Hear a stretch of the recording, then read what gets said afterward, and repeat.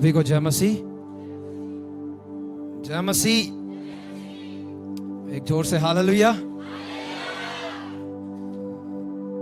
परमेश्वर के दास ने कहा कि कितने लोग वचन से सुनने के लिए तैयार हैं, और मैं आशा करता हूं तो हम सब तैयार होंगे। एक कान से दूसरे कान से निकालने के लिए नहीं, दूसरे दोनों कानों से सुन के मुंह से निकालने के लिए नहीं। जैसे मैं हमेशा कहता हूं ना कि भाइयों की जो आदत रहती है एक कान से दूसरे कान से निकालने की, और बहनों की आदत दोनों कान से सुनो और मुंह से, तो वैसा ना होने पाए। हम प्रभु के वचनों को अपने हृदयों में समाकर परमेश्वर के वचनों के आधार पर हम अपना जीवन व्यतीत करने पाए। इन दिनों में आईपीएल चल रहा है। मैं पूछूंगा नहीं कि कितने लोग देखते हैं।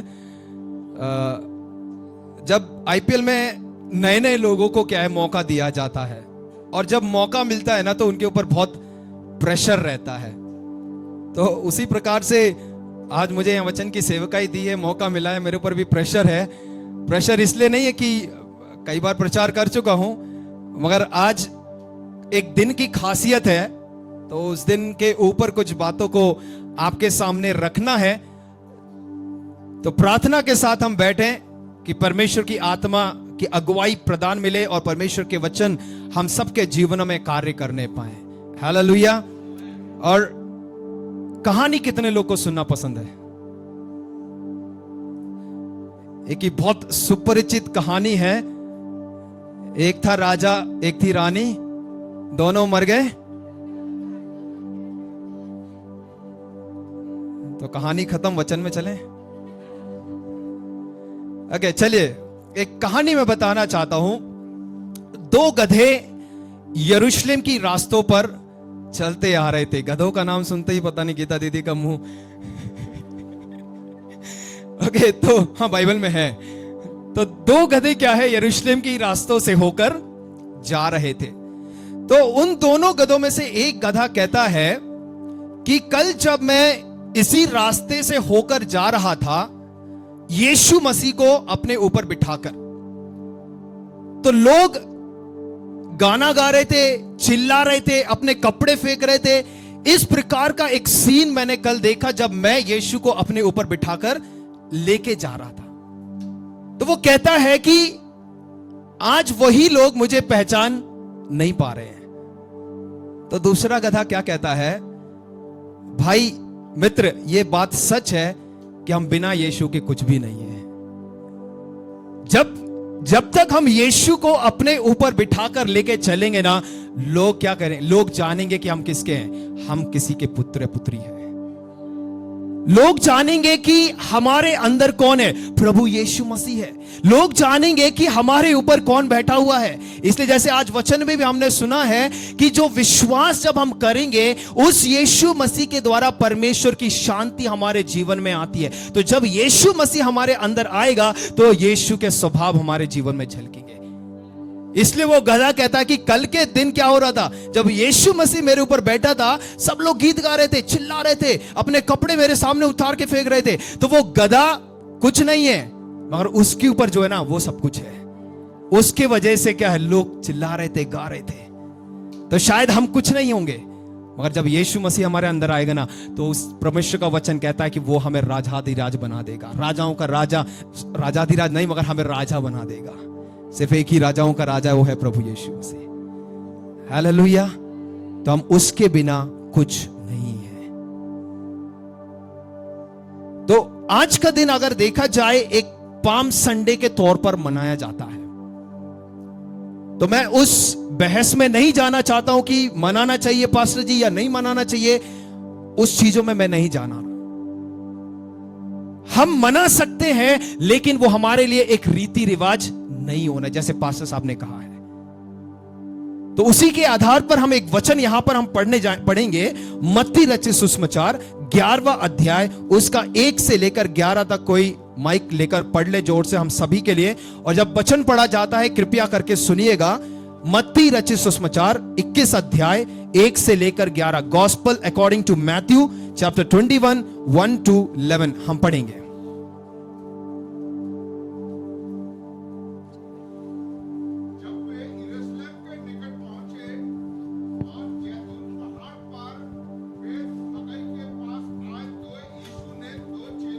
यह कहकर भेजा, सामने के गांव में जाओ। वहां पहुंचते ही एक गदही बंधी हुई और उसके साथ बच्चा तुम्हें मिलेगा। उन्हें खोलकर मेरे पास ले आओ। यदि तुमसे कोई कुछ कहे तो कहना कि प्रभु को इसका प्रयोजन है, तब वह तुरंत उन्हें भेज देगा। यह इसलिए हुआ कि जो वचन भविष्यद्वक्ताओं के द्वारा कहा गया था वह पूरा हो। सिय्योन की बेटी से कहो, देख तेरा राजा तेरे पास आता है। वह नम्र है, वह गधे पर बैठा है, वरन लादू के बच्चे पर। चेलों ने जाकर जैसा यीशु ने उनसे कहा था वैसा ही किया और गधी और बच्चे को लाकर उन पर अपने कपड़े डाले और वह उन पर बैठ गया। तब बहुत से लोगों ने अपने कपड़े मार्ग में बिछाए और अन्य लोगों ने पेड़ों की डालियां काटकर मार्ग में बिछाई। जो भीड़ के आगे आगे आगे जाती और पीछे पीछे चली आती थी, पुकार पुकार कर कहती थी, दाऊद के संतान को होसन्ना। धन्य है वह जो प्रभु के नाम से आता है, आकाश में होसन्ना। जब उसने यरूशलेम में प्रवेश किया तो सारे नगर में हलचल मच गई और लोग कहने लगे, यह कौन है? लोगों ने कहा, यह गलील के नासरत का भविष्यद्वक्ता यीशु है। आमीन। आइए हम प्रार्थना करेंगे। सर्वशक्तिमान परमेश्वर पिता, एक बार फिर हम आपका धन्यवाद करते हैं प्रभु। धन्यवाद करते हैं आपके इस जीवित कलाम के लिए जो पढ़ा गया है प्रभु। और जब हम साथ में मिलकर जब मनन करते हैं परमेश्वर, हम प्रार्थना करते हैं कि अपनी आत्मा का प्रकाशन हमें दें प्रभु, आत्मा की बुद्धि दें, ज्ञान दें प्रभु। और जो आप हमसे बातचीत करना चाहते हैं इस दोपहर के समय प्रभु, अपने जीवित वचन के द्वारा हमसे बात करें प्रभु। प्रार्थना करते हैं प्रभु, जो यहाँ खड़ा है उसके वचन नहीं प्रभु, मगर आपकी आत्मा के वचन होने पाए प्रभु। और हम प्रार्थना करते हैं, हमें जिस रोटी के लिए हम आए हैं पिता, उससे तृप्त होके हम सब यहाँ से जाने वाले होने पाए प्रभु। अपनी आत्मा की सामर्थ हमें प्रदान करना। महिमा आदर आपको देते यीशु के नाम से मांगते पिता, आमीन। हालेलुया। सोने वाले बोले हालेलुया। प्लीज सोइए ना, ठीक है। तो हमने यहां पर यीशु का यरूशलेम में एक विजय प्रवेश के बारे में एक कहानी हमने सुनी है। तो ये जो पाम संडे है, ये एक यीशु मसीह यरूशलेम में जब विजय प्रवेश करता है, यहूदी लोग इसे एक कह सकते हैं कि उनके कैलेंडर के अनुसार, यहूदी में अगर देखा जाए उनके 2 कैलेंडर हुआ करते थे। हमारा तो सिर्फ एक ही कैलेंडर है मगर उनके क्या है, 2 कैलेंडर हुआ करते थे।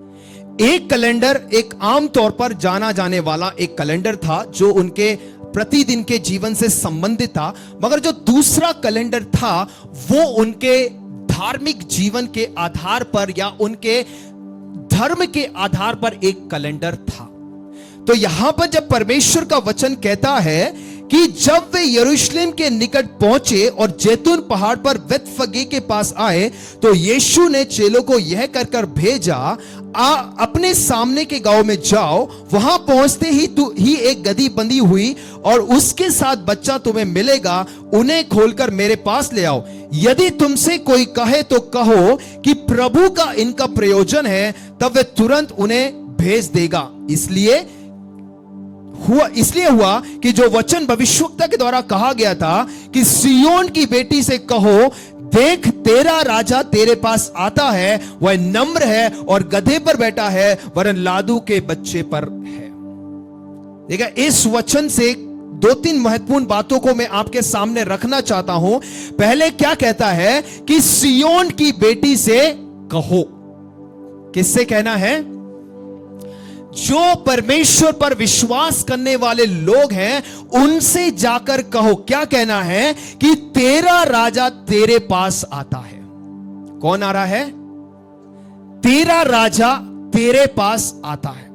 तो जैसे अभी थोड़ी देर पहले मैं आपको बता रहा था कि यहूदियों के उस रीति रिवाज के अनुसार, उनकी मान्यताओं के अनुसार, ये जो पाम संडे है, ये सप्ताह का उनका पहला दिन हुआ करता था। और आगे के जो शुक्रवार, अगले हफ्ता का जो शुक्रवार, शनिवार, शुक्रवार प्रभु यीशु मसीह मारा गया और रविवार के दिन प्रभु यीशु मसीह जी उठा। तो ये जो पाम संडे के तौर पर माना जाता है, ये उनके लिए एक पवित्र सप्ताह है। और ये अप्रैल महीना जो कहा जाता है, एक नई शुरुआत का महीना कहा जाता है, क्योंकि यह दिन था जब परमेश्वर इस्राएलियों को मिस्र देश की गुलामी से, बंधुआई से छुड़ाकर लेके आया।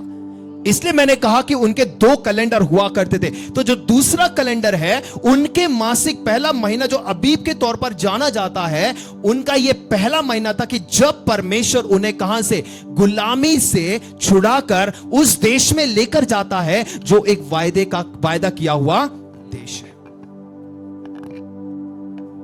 और यहां पर जब कह रहा है कि तेरा राजा तेरे पास आता है, देखिए यहूदियों की मान्यता के आधार पर जब प्रभु यीशु मसीह ने जन्म लिया, प्रभु यीशु मसीह इस दुनिया में आता है, कई लोगों ने उसे स्वीकार नहीं किया, क्योंकि कुछ यहूदी लोगों का यह मानना था कि जब उनका राजा आएगा तो वो उनका रोम सैनिक है या जो रोम साम्राज्य है उसके ऊपर उन्हें विजय दिलाएगा।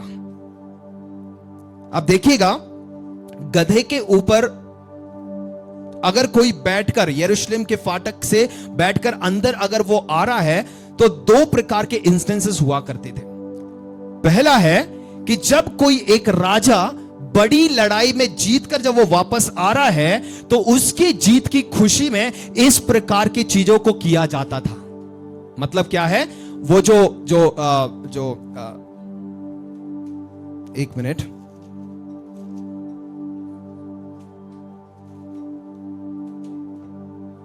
या जो पेड़ों की डालियां काटकर उन्होंने क्या किया, मार्गों में बिछाई। जो पाम ट्रीज होते हैं उसके पत्ते लेकर उन्होंने क्या किया कि कई लोगों ने बिछाए, कई लोग हाथों में इस प्रकार से चीजों को करते हैं। तो ये तभी हुआ करता था जब कोई एक राजा बड़ी लड़ाई को जीतकर जब वो आ रहा है, तो उसकी खुशी में इस प्रकार का एक आनंद मनाया जाता था। तो यहूदियों के विश्वास के आधार पर उनका मानना क्या था कि जब कोई मसीहा आएगा तो उन्हें रोम साम्राज्य से उन्हें विजय दिलाएगा, उसको हराएगा।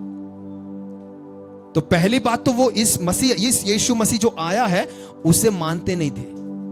वो क्या कहते थे कि ये तो अरे बड़ई का पुत्र है, इसके तो भाई बहन भी हमारे साथ है। इस प्रकार के लोग उनकी विचारधाराएं थी। मगर इस समय जब यीशु मसीह गधे पर बैठकर जब अंदर आ रहा है, उनके जीवन में एक थोड़ी सी आशा जागी। क्या? अरे आने वाला जो मसीहा था शायद यही है। तो वो सब क्या कर रहे हैं, जो तेरा राजा तेरे पास आता है, वो उसे समझकर क्या करने लगे, चेलों ने जाकर जैसा यीशु ने कहा था वैसा ही किया और गधी और बच्चे को लाकर उन पर कपड़े डाले और वह उन पर बैठ गया। और बहुत सारे लोगों ने अपने कपड़े मार्ग में बिछाए और लोगों ने पेड़ों से डालियां काटकर मार्ग में बिछाई। क्यों? उन्हें लगने लगा कि अब ये क्या करेगा, ये यीशु मसीह अब हमें रोम साम्राज्य के ऊपर विजय दिलाएगा, हमारे साम्राज्य को वापस देगा। मगर प्रभु यीशु मसीह कोई राजा को मारने के लिए वहां नहीं आया था। प्रभु यीशु मसीह कोई साम्राज्य को हराने के लिए नहीं आया था। प्रभु यीशु मसीह उसका कार्य, उसका उद्देश्य लोगों के विचारधाराओं के आधार पर नहीं था। प्रभु यीशु मसीह जब आया है, वो जब वो गधे के ऊपर बैठकर आ रहा है, उसका मकसद है कि वो मृत्यु को हराएगा, पाप को हराएगा, शैतान को हराएगा। हमारा दुश्मन इस दुनिया में कोई राजा शासक नहीं है, कोई अधिकारी नहीं है। हमारा जो दुश्मन है वो मृत्यु था, हमारा दुश्मन पाप था, हमारा दुश्मन इस संसार का जो अधिकारी है शैतान वो था। उसे हराने के लिए प्रभु यीशु मसीह गधे पर बैठकर यरूशलेम की गद्दियों में आ रहा है और वही कहता है, सिय्योन की बेटी से कहो, देख तेरा राजा तेरे पास आता है। वो है हमारा राजा। इस संसार में अगर देखा जाए, कई सारे लोग आए, किस लिए आए? पापियों को नाश करने के लिए आए, उन दानवों को खत्म करने के लिए आए। मगर प्रभु यीशु मसीह आया केवल जो पापी लोग हैं उन्हें बचाने के लिए, उनका उद्धार करने के लिए, और जैसे हमने सुना है जीवन देने के लिए, और एक बहुतायत का जीवन देने के लिए आया। वो है हमारा राजा जिसने मृत्यु के ऊपर विजय पाया है। इसलिए अगर आप विश्वास करेंगे, मर भी जाते हैं तो आप क्या पाएंगे? अनंत काल का जीवन आप प्राप्त करेंगे। हम सब पापी थे, पापों के बंधनों में पड़े हुए थे। जैसे अभी थोड़ी देर पहले मैं बता रहा था कि ये एक महीना का एक शुरुआत है उन यहूदी कैलेंडर के आधार पर, और इससे वो मानते कि उनके जीवन में एक नई शुरुआत होगी। क्यों? क्योंकि परमेश्वर ने मूसा के द्वारा इस्राएलियों को उस गुलामी के बंधन से छुड़ाकर वो लेके आया है, और पाप का बंधन हमारे जीवन में था। हम सब उस पाप के बंधन में जकड़े पड़े हुए थे, शैतान के बंधन में जकड़े पड़े थे। इस पाप से हमें कौन बचाएगा? देखिए वहां पर कहता है ना, आगे जब हम पढ़ते हैं उसका 9वां वचन जब हम पढ़ते, वहां पर कहता है जो भीड़ आगे आगे जाती और पीछे पीछे चली आती थी, पुकार पुकार कर कहती थी, दाऊद के संतान को होशन्ना। क्या कहती है? बोलेगा होशन्ना। तो ये जो होशन्ना का अर्थ का मतलब कहा जाए, कहता है सेव अस प्लीज, हमें बचाएं, या अभी हमें बचाएं। इंग्लिश में कहता है सेव प्लीज या सेव नाउ, हमें कृपया कर कर अभी बचाएं या हमारा उद्धार करें। तो ये जो राजा घोड़ा गधे के ऊपर बैठ के आ रहा है, अब लोग उसे क्या चिल्ला रहे हैं? यहां पे हमने जो वचन पढ़ा है, दाऊद के संतान को होशन्ना। तो जो दाऊद की संतान, जो दाऊद के वंशज से चला हुआ आ रहा है, जो यीशु मसीह जब पैदा हुआ है, उसके बारे में वो क्या कह रहा है कि हमें बचा। मगर ये किससे बचाने के लिए कह रहे हैं? किससे बचाने के लिए कह रहे हैं? हेलो, सब यहां हैं या मैं ज्यादा तेज भाग रहा हूं? समझ में आ रहा है मेरा प्रश्न क्या था? हाँ, या किससे बचाने के लिए ये प्रार्थना कर रहे हैं? रोमी साम्राज्य से बचाने के लिए प्रार्थना कर रहे हैं, और हमारे साम्राज्य को फिर से स्थापित करने के लिए प्रार्थना कर रहे हैं। मगर जैसे मैंने कहा कि प्रभु यीशु मसीह उसके लिए नहीं आया था।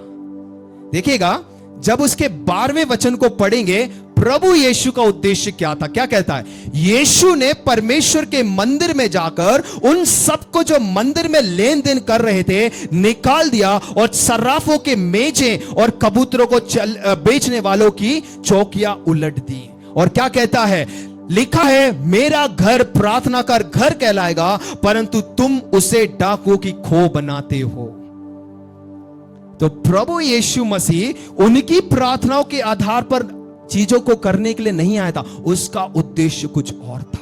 जैसे मैंने कहा, वो मृत्यु पर विजय देने के लिए आया है ना। शैतान को जब लोगों को लगा कि अरे चलो हमारा राजा आ गया है, अब वो हमें बचाएगा, मगर प्रभु यीशु मसीह ने एक कदम बढ़ाया था। वो कौन सा कदम था? कि वो आने वाले समय में हम सब के लिए अपनी जान देने जा रहा है। क्रूस के ऊपर वो चढ़ने जा रहा है। यीशु मसीह का सिर्फ वही नजरिया था, क्योंकि उसे पता था कि हम सब जो पापी हैं, हमें बचाने के लिए इस दुनिया में कोई शक्ति नहीं है।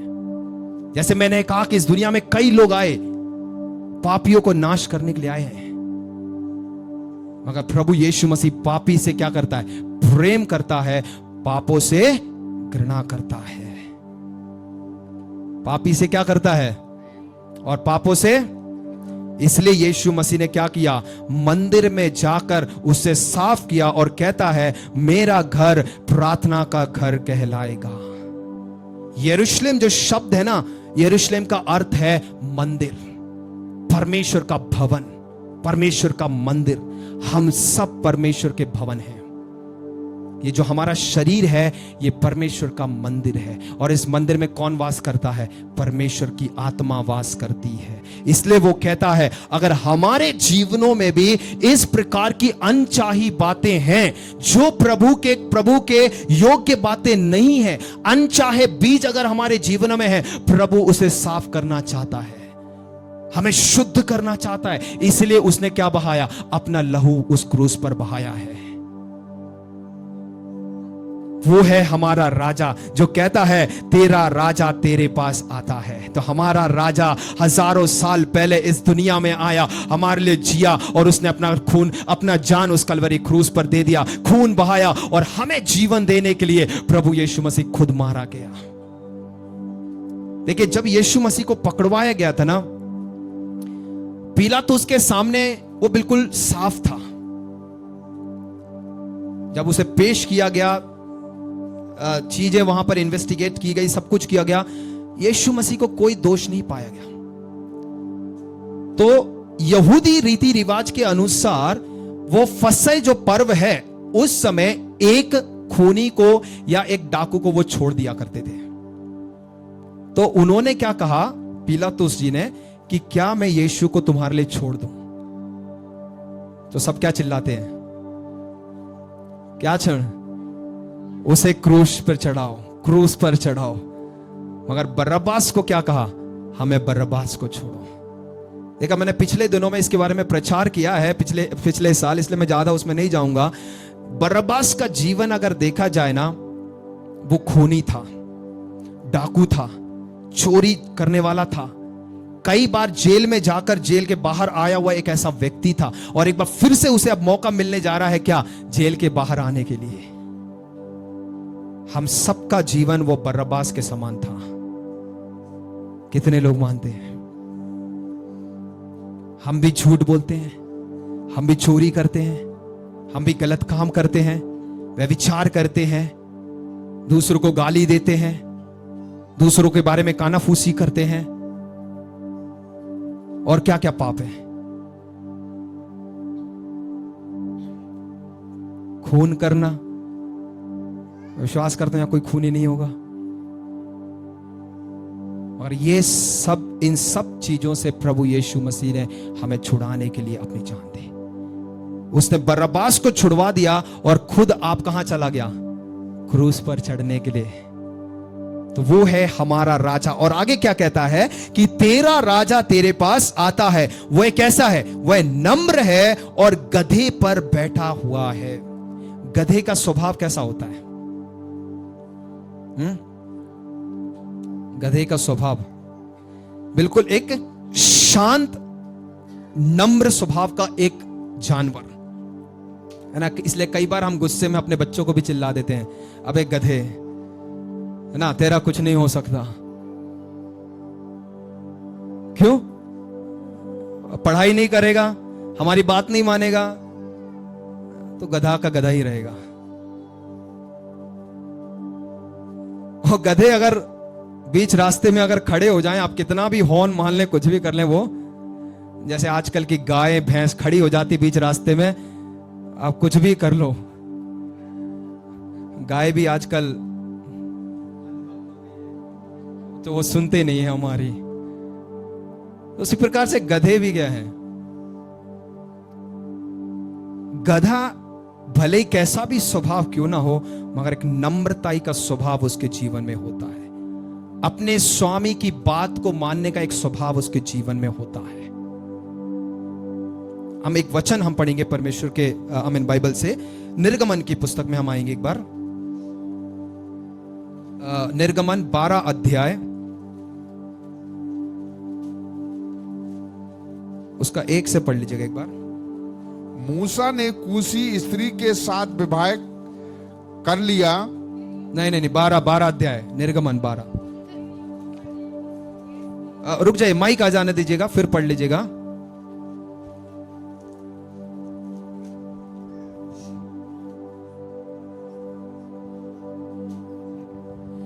फिर यहोवा ने मिस्र देश में मूसा और हारून से कहा, यह महीना तुम लोगों के लिए आरंभ का ठहरे, अर्थात वर्ष का पहला महीना यही ठहरे।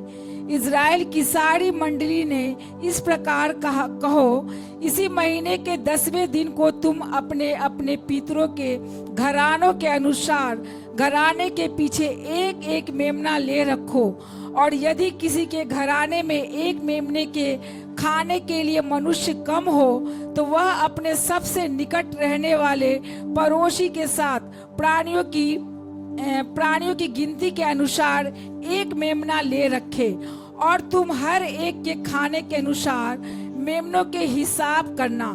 तुम्हारा एक मिनट, हाँ देखिएगा वहां पर तीसरे वचन में क्या कहता है? इस्राएल की सारी मंडली से इस प्रकार कहो कि इसी महीने के 10वें दिन को तुम अपने अपने पितरों के घराने के अनुसार घराने पीछे एक एक मेमना ले रखो। तो किसी एक परिवार या किसी एक व्यक्ति को नहीं कह रहा है, सबके लिए क्या कह रहा है? घराने के पीछे एक एक मेमना ले रखो। तो अगर मेरे परिवार में अगर हम 5 जन हैं तो प्रत्येक जन को क्या करना है? एक एक मेमना लेना है। और आगे क्या कहता है? और यदि किसी के घराने में एक मेमने के खाने के लिए मनुष्य कम हो, तो वह अपने सबसे निकट रहने वाले पड़ोसी के साथ प्राणियों की गिनती के अनुसार एक मेमना ले रखे, और तुम हर एक के खाने के अनुसार मेमने का हिसाब करना। और 5वां वचन कहता है, तुम्हारा मेमना निर्दोष और पहले वर्ष का नर हो, और उसे चाहे भेड़ों में से लेना चाहे बकरियों में से। तो इस मेमने के विषय में जो कहा गया है कि हर एक जन को क्या करना है? एक एक मेमना लेना है। कब? जब वो इस साल के या महीने के पहले दिन में जब वो इस देश से निकल रहे हैं, उनका जो त्योहार है फसह का पर्व, वो जब इसे मनाएंगे तो उन्हें क्या करना है? इस प्रकार के मेमने को लेना है। नए नियम में मेमना किसे दर्शाता है? प्रभु यीशु मसीह को दर्शाता है। तो प्रभु यीशु मसीह केवल एक व्यक्ति, एक जाति, एक जन के लिए नहीं आया। प्रभु यीशु मसीह हर एक व्यक्तियों के लिए आया है। इसीलिए इस वचन के आधार पर अगर कहा जाए, वो क्या कहता है? घराने के पीछे एक एक मेमना ले रखो। हम हर एक जन को क्या करना है? उस मेमने को, उस प्रभु यीशु मसीह को व्यक्तिगत तौर पे उद्धारकर्ता स्वीकार मानकर हमें आगे चलना है। यही प्रभु का वचन कहता है। तभी हमारे जीवन में क्या होगा? हम उद्धार प्राप्त कर सकते हैं। जो यहां पर ये भीड़ प्रार्थना कर रही है, होसन्ना दाऊद के संतान हमें बचा, तो हम कैसे बच सकते हैं? केवल इस मेमने के द्वारा, प्रभु यीशु मसीह जिसने हमारे लिए जान दिया है। और उस मेमने का स्वभाव कैसा है? नम्र स्वभाव का है वो। आप लोगों के मन में क्वेश्चन होगा, अरे इतने सारे जानवर हैं दुनिया में, घोड़ा है, हाथी है, यीशु मसीह क्यों गधे के ऊपर ही या गधे के बच्चे के ऊपर सवार हुआ? जैसे मैंने कहा कि गधे का जो स्वभाव है क्या है? नम्र स्वभाव है। देखिएगा, अभी थोड़ी देर पहले मैं आपको बता रहा था कि जब इस प्रकार से कोई बैठकर जब अंदर आ रहा होता है, जब सब लोग पत्ते हिला रहे होते हैं, पत्ते बिछा रहे होते हैं, तो वो क्या है? एक राजा, एक अधिकारी जीत कर आया है। तो एक बात वहां पर ध्यान दीजिएगा, पत्ते बिछाना, इस प्रकार से पत्ते लहराना कॉमन बात थी, मगर जब कोई जीत कर आ रहा है, वो गधे पर नहीं मगर घोड़े पर सवार होकर आता था। घोड़ा किस चीज को दर्शाता है? एक पावर को दर्शाता है, एक सामर्थ को दर्शाता है, मगर गधा किस चीज को दर्शाता है? तो प्रभु यीशु मसीह कोई रोमी साम्राज्य को हराने, मारने, काटने के लिए नहीं आया था। प्रभु यीशु मसीह उस गधे के ऊपर बैठ के इसलिए आया कि वो अपना स्वभाव दिखा सके, जो एक नम्र स्वभाव। इसलिए प्रभु यीशु मसीह के बारे में फिलिपियों की पत्री में कहा गया है कि उसने अपने आप को इतना शून्य कर दिया, इतना दीन कर दिया कि क्रूस की मृत्यु भी सह ली। इसलिए उसका नाम सर्वश्रेष्ठ नाम दिया गया है, केवल यीशु नाम। इसलिए मैंने सुबह कहा था आराधना शुरू होने से पहले कि इस आसमान के नीचे, इस पृथ्वी के ऊपर केवल एक ही नाम दिया गया है, वो है यीशु का नाम, जिसके द्वारा हम उद्धार पा सकते हैं। मैं इस बात को बार बार कह रहा हूं कि इस दुनिया में कई लोग आए हैं जो पापियों का नाश करने के लिए आए थे। उन्हें लगा पापियों को नाश कर देंगे तो पाप खत्म हो जाएगा। नहीं, मगर प्रभु यीशु मसीह किसके लिए आया? पापियों को बचाने के लिए आया है। आज आप किस पाप में पड़े हैं? आप इस किस पाप के गुलामी में पड़े हैं? आप किसी लत में पड़े होंगे, शायद आप उससे बाहर नहीं आ पा रहे। मैं कहना चाहता हूं, एक ऐसा नाम है प्रभु यीशु नाम, जो आपको बचा सकता है। आपका उद्धार कर सकता है, आपका छुटकारा कर सकता है। Hallelujah, hallelujah. हमारा जो युद्ध है ना, वो कोई मांस लहू से नहीं है। हमारा युद्ध उन शैतान की शक्तियों से है, अंधकार की शक्तियों से जो आकाश मंडल में मंडराती है। और उन आकाश की जो ये शक्तियां है ना, उन्हें हराने के लिए प्रभु यीशु मसीह क्रूस पर मरा है। तो प्रभु यीशु मसीह जब एंट्री करता है यरूशलेम के गेट के अंदर से, यरूशलेम के रास्तों से गुजर जा रहा होता है, तो जैसे मैंने कहा कि ये एक पवित्र सप्ताह यहूदियों के लिए होता है। क्यों? क्योंकि शुक्रवार के दिन उनका माना जाना है कि यीशु मसीह क्रूस पर मारा गया और रविवार के दिन, तीसरे दिन वो जी उठा। सच है, गलत है, क्या है, मैं उसमें नहीं जाऊंगा, मगर प्रभु यीशु, बस इतना जानता हूं प्रभु यीशु के वचन के आधार पर कि वो हमारे लिए मारा गया है और तीसरे दिन जी उठा है। इसलिए यीशु ने कहा कि मैं ही मृत्यु और पुनरुत्थान हूं। जो मुझ पर विश्वास करेगा, अगर वो मर भी जाता है तो क्या पाएगा? एक जीवन को पाएगा। हालेलुया। क्या आज उस यीशु पर आप विश्वास करेंगे? हमें जो एक गधे के ऊपर बैठकर वो आपके लिए, मेरे लिए यरूशलेम की गलियों से गुजर कर जा रहा है, और आज शायद हमारा जीवन उस गधे के समान हो सकता है, या शायद हमारा जीवन उसके समान होगा जैसे शुरुआत में हमने कहानी सुनी है कि वो कहता है कि यीशु के बिना मैं कुछ भी नहीं हूं, यीशु के बिना मेरे कोई पहचान नहीं रहा है। शायद आपका जीवन ऐसा होगा, आपको लगता होगा कि मुझे पहचानने वाला कोई नहीं है, मेरी कोई पहचान नहीं है, मैं तो ऐसा हूं, मैं वैसा हूं। मगर मैं कहना चाहता हूं, अगर यीशु मसीह आपके जीवन में आएगा, आपकी एक पहचान बन जाएगी। यीशु मसीह आपके जीवन में आएगा, आपका एक नाम हो जाएगा। यीशु मसीह जब आपके जीवन में आएगा, आपकी अवस्थाएं बदल जाएंगी। यीशु मसीह आपके जीवन में आएगा, आपकी परिस्थितियां बदल जाएंगी। हालेलुया। क्योंकि हम यीशु के बिना कुछ नहीं है। एक और वचन हम पढ़ेंगे, जकर्या की पुस्तक 9:9। जकर्या की पुस्तक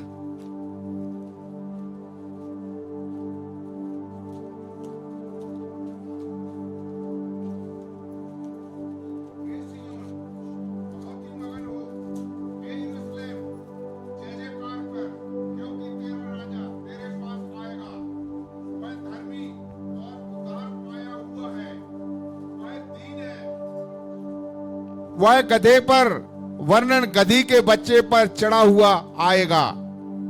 आमीन। यहां देखिएगा क्या कहता है उसके 9:9। हे सियोन बहुत ही मगन हो, हे यरूशलेम जय जयकार कर, क्योंकि तेरा राजा तेरे पास आएगा। वह धर्मी और उद्धार पाया हुआ है, वह दीन है और गधे पर वर्णन गधी के बच्चे पर चढ़ा जाएगा। क्या क्या बताया गया उसके बारे में? क्योंकि तेरा राजा तेरे पास तो आएगा, मगर उसका स्वभाव क्या है? वह धर्मी और उद्धार पाया हुआ है, वह दीन है, वह, और क्या कहता है? या इतना ही है कि वह दीन है, नम्र स्वभाव का है।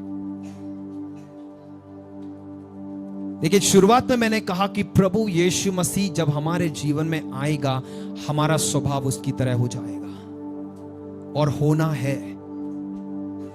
उसका नम्र स्वभाव हमारे जीवन में दिखना है। देखिएगा, यीशु मसीह ने यूहन्ना रचित सुसमाचार 13वें अध्याय में क्या किया? अपने आप को इतना दीन कर दिया। उसने क्या किया? अपने चेलों के पांव धोए। कहीं आपने सुना है कि एक गुरु अपने शिष्यों के पैर धो रहा है? कहीं नहीं होगा।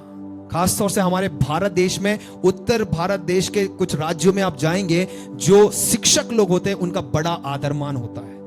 मैं बिहार में, यूपी, इन सब जगहों में गया हुआ हूं, तो एक शिक्षक का बहुत आदर मान होता है। मगर वो शिक्षक अगर अपने चेलों के पांव तक धोना है, तो उसे कहां होना होगा? थोड़ा नीचे होना होगा, झुकना होगा। वो प्रभु यीशु ने किया। देखिए, ये सब चीजें बताकर मैं प्रभु यीशु को नीचा नहीं कर रहा हूं। प्रभु यीशु मसीह ऑलरेडी उठा हुआ है। हमने ये फिलिपियों की पत्री में क्या पढ़ा कि यीशु मसीह ने अपने आप को इतना शून्य कर दिया कि क्रूस की मृत्यु सहली, और प्रभु यीशु मसीह, परमेश्वर ने उसे क्या नाम दिया? एक ऐसा नाम दिया जो सर्वश्रेष्ठ नाम है। मतलब मैं कहना चाहता हूं कि अगर हम अपने आप को दीन करेंगे, उस प्रकार का स्वभाव हम अपने जीवन में लाएंगे, तो प्रभु हमें उठाएगा। पतरस की पत्री में हम क्या पढ़ते हैं कि अपने आप को परमेश्वर के बलबंद हाथों के नीचे दीन कर दे, नम्र कर दे, तो वो तुम्हें शिरोमणि बनाएगा। हम सब प्रभु यीशु मसीह के जैसा होने के लिए बुलाए गए हैं। इसलिए आगे जो हमने मत्ती रचित सुसमाचार में 21 अध्याय में जो हमने पढ़ा है 13वें वचन से, प्रभु यीशु मसीह मंदिर के अंदर घुस के क्या किया? उसने मंदिर को साफ किया। उसने कहा कि ये मंदिर क्या कहलाएगा? प्रार्थना का भवन कहलाएगा। इस मंदिर में प्रभु यीशु की आत्मा वास करती है। अगर इस मंदिर को, इस शरीर को अगर हम नाश करेंगे तो परमेश्वर हमें नाश कर देगा। जो हम दारू पी के, बीड़ी सिगरेट पी के, गलत गलत काम करके, व्यभिचार करके, गलत संबंधों को बनाकर, चोरी करके, झूठ बोलकर, ये सब जो पाप हम कर रहे हैं ना, हम क्या कर रहे हैं? डायरेक्टली हम अपने शरीर को क्या कर रहे हैं? जो परमेश्वर का मंदिर है उसे नाश कर रहे हैं। जैसे प्रभु के दास ने कहा था कि संसार में हम सब कुछ प्राप्त कर लेंगे, मगर हम अपने जीवन को ही खो देंगे तो फिर क्या लाभ है? इस आत्मा का उद्धार होना जरूरी है मेरे प्रियो। और इस आत्मा का उद्धार देने के लिए केवल इस दुनिया में एक आया, यीशु मसीह। देखिए, महात्मा गांधी जी जब मरे थे ना, उस समय की एक नाइटिंगेल के नाम पे जाने जाने वाली सरोजनी नायडू थी। उन्होंने क्या कहा कि यीशु मसीह को 3 दिन तक, महात्मा गांधी जी को 3 दिन तक रखें। जब उसका कारण पूछा गया तो कहते हैं कि यीशु मसीह भी तीसरे दिन जी उठा। क्या पता ये भी बहुत महान व्यक्ति थे, ये भी तीसरे दिन जी उठे। इतने महान महान लोग आए, मर गए, नहीं हुआ, मगर यीशु मसीह केवल है जो मरकर जी उठा है और आज भी जीवित है हमें जीवन देने के लिए। हालेलुया। और अपने साथ अनंत काल का जीवन देने के लिए प्रभु यीशु मसीह वापस आने वाला है। यही है वो यीशु मसीह जो गधे पे ऊपर बैठकर वो यरूशलेम की गलियों में घुसा है। हालेलुया। और आने वाले समय में वो हमारे लिए जान दिया, हमारे लिए जी उठा है। इसलिए जब वो लाजर की कब्र में, कल हम प्रभु के एक दास से सुन रहे थे रात के समय कि जब वो लाजर की कब्र के सामने खड़ा था, लोगों को क्या लगने लगा? उसमें से बदबू आ रही है, मगर केवल यीशु मसीह था जिसे कोई बदबू नहीं आ रही थी। वो चिन्ह चमत्कार करने वाला प्रभु यीशु मसीह है, वो उद्धार देने वाला प्रभु यीशु मसीह है, अद्भुत कामों को करने वाला प्रभु यीशु मसीह है। आमीन। जब लोगों को लगता है कि कुछ नहीं होगा, वो यीशु मसीह उस कुछ में से नहीं होने वाली अवस्था से भी कुछ करने वाला हमारा प्रभु है। आज इस सुबह के समय यहां पे सुनने वाले मेरे प्रियो, आप जवान होंगे, आपकी उम्र में आप बड़े होंगे, जिस भी आप अपने जीवन की उम्र में हैं, अगर आपको लग रहा होगा कि मेरा कुछ नहीं हो सकता है, मेरा जीवन व्यर्थ है, शायद आपको लग रहा होगा कि मैं अपना जीवन खत्म करना चाहती हूं या खत्म करना चाहता हूं,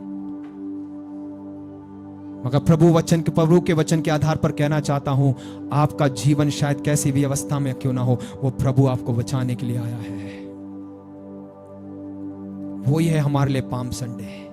क्या है कि यीशु मसीह राजाओं का राजा, प्रभुओं का प्रभु, वो रोमी साम्राज्य को ना, उनका साम्राज्य मारकर उन्हें खत्म करने के लिए नहीं आया, हम सबको बचाने के लिए आया और एक ऐसे समाज को खड़ा करने के लिए आया जो एक पवित्र समाज होने पाए। और हम पवित्र समाज तभी बन सकते हैं जब यीशु मसीह का हम उस पर विश्वास करेंगे। इसलिए जो पुराने नियम में हमने वचन पढ़ा था ना कि जरूरी था कि वो मेमने को चुने, हर एक जन। और उसके आगे जब आप पढ़ेंगे ना, कहा गया है कि जो मेमने का लहू बहाया जाएगा उन्हें दरवाजे के बाहर लगाना है, डोर पोस्ट पे, ताकि जब नाश करने वाला जो दूत वहां से गुजरेगा, जहां कहीं भी वो उस लहू का दरवाजे पर देखेगा, वो उन्हें छोड़ देगा। आज नए नियम में प्रभु यीशु का लहू वो दर्शाता है। शैतान अपनी ताकत में लगा हुआ है हम सबको नाश करने के लिए, इस मानव जाति को नाश करने के लिए, मगर यीशु मसीह आया हमें जीवन देने, बहुतायत का जीवन देने के लिए। उसका लहू हमें क्या करता है? पापों से छुड़ाता है। पाप की मृत्यु या पाप की जो मजदूरी थी वो क्या है? मृत्यु थी, मगर यीशु मसीह में हमें अनंत जीवन है। जब इस दुनिया की शुरुआत हुई थी, आदम और हव्वा को परमेश्वर ने बनाया, अनाज्ञाकारिता दिखाई, उनकी पीढ़ी पाप में गिर गई, मगर एक चीज वहां पर देखिएगा, परमेश्वर ने उनसे वादा किया कि तू मतलब एक स्त्री एक पुत्र को जनेगी। वो पुत्र कौन था? प्रभु यीशु मसीह।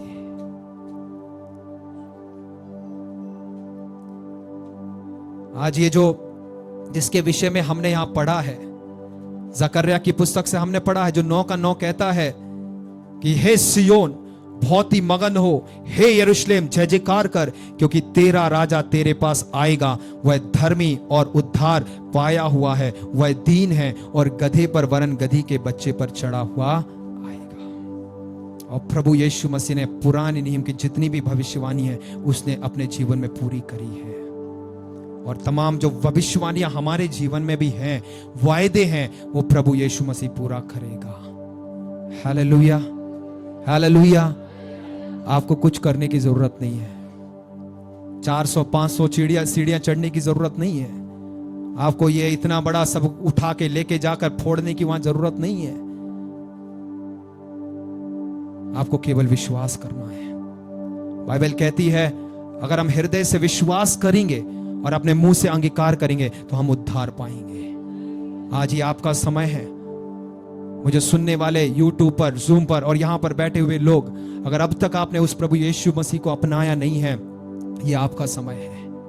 आज यहां से जाने से पहले आप एक अंगीकार करें कि प्रभु यीशु मसीह, मैं तुझे अपना उद्धारकर्ता स्वीकार ग्रहण करना चाहती हूं। और अगर आप मानेंगे ना, आपके परिवार की अवस्था बदलने जा रही है।